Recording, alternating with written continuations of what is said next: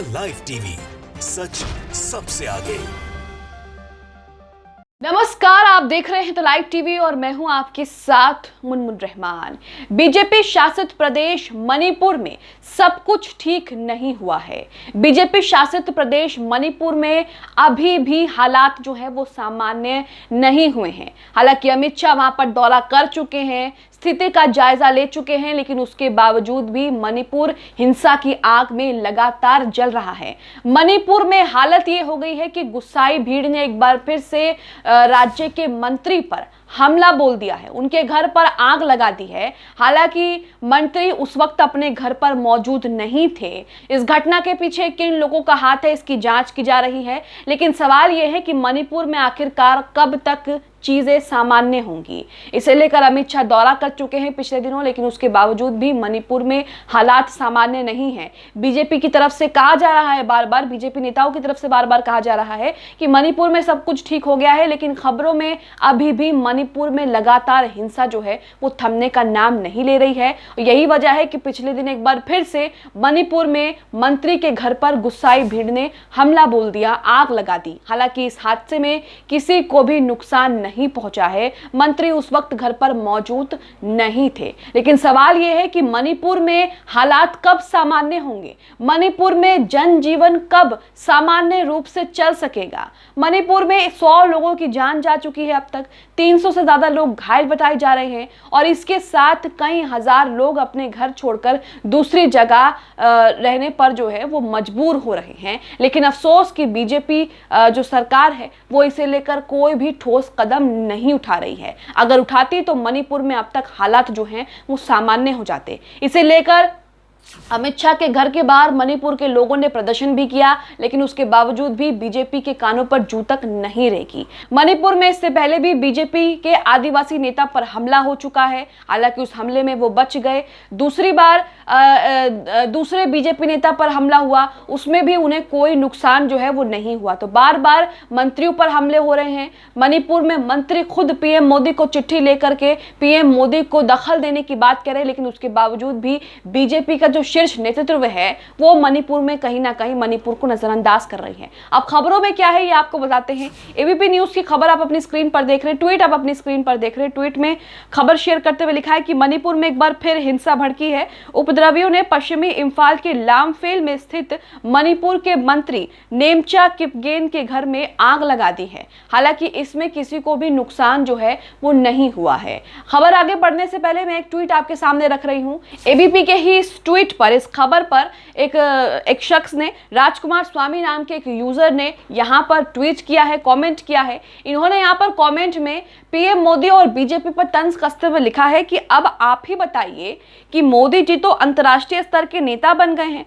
तो वो तो यूक्रेन रूस युद्ध खत्म कराने का प्रयास कर रहे हैं, फिर मणिपुर के मुख्यमंत्री अब किसे बताए कि हमारे यहाँ की हिंसा भी खत्म करवा दो। तो आपने सुना होगा कि जब रूस और यूक्रेन का युद्ध चल रहा था तो उस दौरान एक झूठा दावा जो है धड़ल्ले से शेयर किया जा रहा था, और ये दावा और कोई नहीं बीजेपी ही और आईटी सेल ही कर रहा था, जिसमें कह रहे थे कि पीएम मोदी ने जो है वो रूस और यूक्रेन का युद्ध रुकवा दिया, उनके एक फोन पर रूस और यूक्रेन का युद्ध रुक जाता है। तो अब उसी बात को तंज करते हुए लिख रहे हैं कि पीएम मोदी रूस और यूक्रेन का युद्ध रुकवा रहे हैं, तो मणिपुर में जो है चीजें कौन सामान्य करवाएगा। अब मैं खबर आपको पढ़कर सुना रही हूँ, खबर में क्या जानकारी दी है। इसी के साथ मणिपुर जो है लगातार हिंसा की आग में धधक रहा है और लगातार मणिपुर के लोग जो हैं वो दूसरी जगह जाने पर मजबूर हैं। हालात ये हैं कि मणिपुर के लोग दिल्ली में आकर अमित शाह के घर के बाहर प्रदर्शन कर रहे हैं और उनसे गुहार लगा रहे हैं कि आपने शांति की बात की थी तो अब वहां पर आप शांति स्थापित करिए। मणिपुर में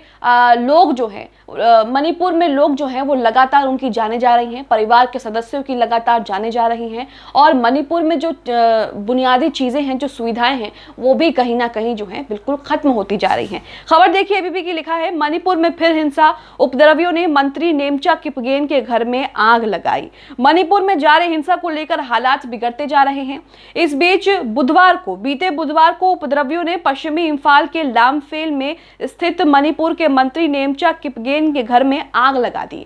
अधिकारियों ने बताया है कि जब बदमाशों ने मंत्री के सरकारी बंगले में आग लगाई तो किपगेन घर पर नहीं थे। आग की सूचना मिलते ही दमकल कर्मियों ने मौके पर पहुंचकर आग पर काबू पा पा लिया है। इससे पहले भी बीजेपी के आदिवासी मंत्री पर हमला हुआ था और उसके बाद राज्य मंत्री पर भी जो है वो हमला हो चुका है। गुस्साई भीड़ ने जो है वो मंत्रियों को भी निशाना बनाना शुरू कर दिया है। किपगेन कुकी समुदाय के नेता हैं।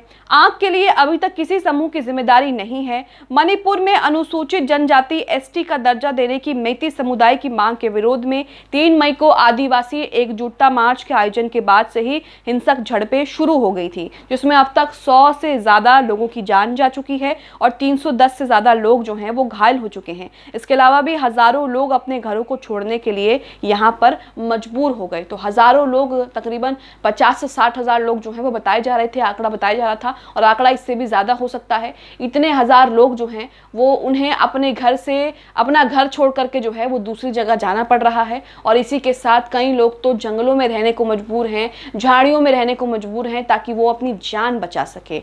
मणिपुर में दवाई, खाना, गैस, पेट्रोल, ये इस तरह की चीज़ें जो है वो भी लगातार जो है महंगी हो रही हैं, आम आदमी की जेब से बाहर जा रही हैं। मणिपुर में लोग लगातार जो है वो बीजेपी और केंद्र सरकार से गुहार लगा रहे हैं कि मणिपुर में हालात जो है वो सामान्य हो। हालांकि इसे लेकर किसी का ध्यान नहीं है। गोदी मीडिया भी बस गुपचुप तरीके से जो है वो सवाल पूछता है, चिल्ला चिल्ला कर सवाल नहीं पूछता है, क्योंकि ये बीजेपी शासित प्रदेश है। अगर ये किसी और पार्टी का प्रदेश होता, यानी किसी और पार्टी का शासन यहाँ पर होता, तो उसके बाद आप देखते कि गोदी मीडिया किस तरीके से इसको एक मुद्दा बना लेता। हालांकि ये मुद्दा है। मणिपुर में जिस तरीके से हालात लगातार बिगड़ते जा रहे हैं, आम जनजीवन वहां पर प्रभावित हो रहा है, लोगों की जान जा रही है, ये वाकई एक बड़ा मुद्दा और एक गंभीर समस्या है जिसे केंद्र नेतृत्व को गंभीरता से लेना चाहिए और वहां पर हालात सामान्य करने के लिए जो भी चीजें, जो भी कदम जरूरी हो वो उठाने चाहिए। आगे खबर में लिखा है कि बीती रात भी मणिपुर के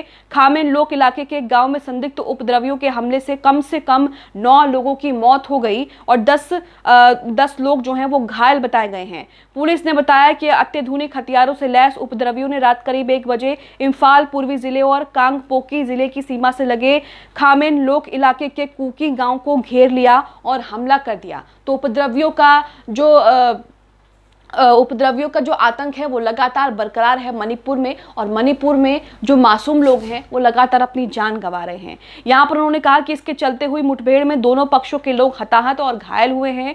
3 व्यक्ति लापता भी बताए जा रहे हैं। ये क्षेत्र मेती बहुल इम्फाल ईस्ट जिला और आदिवासी बहुल कांगपोकवी जिले की सीमाओं से लगा हुआ है। राज्य में शांति बहाल करने के लिए सेना और अर्धसैनिक बलों के जवानों को तैनात कर दिया गया है। केंद्रीय गृह मंत्री अमित शाह भी बीते दिनों मणिपुर का दौरा करके गए हैं। उन्होंने लोगों से शांति बनाए रखने की अपील की है, लेकिन अफसोस कि केंद्रीय गृह मंत्री अमित शाह के दौरे के बावजूद भी मणिपुर में हालात सामान्य नहीं है और मणिपुर में लगातार जो हैं वो हिंसाएं हो रही हैं। आप मणिपुर में जिस तरीके से हिंसाएं हो रही हैं, लगातार मणिपुर में लोगों की जान जा रही है, उसे लेकर क्या राय रखते हैं? हमें अपनी राय कमेंट बॉक्स में कमेंट करके जरूर बताएं। द लाइव टीवी, सच सबसे आगे।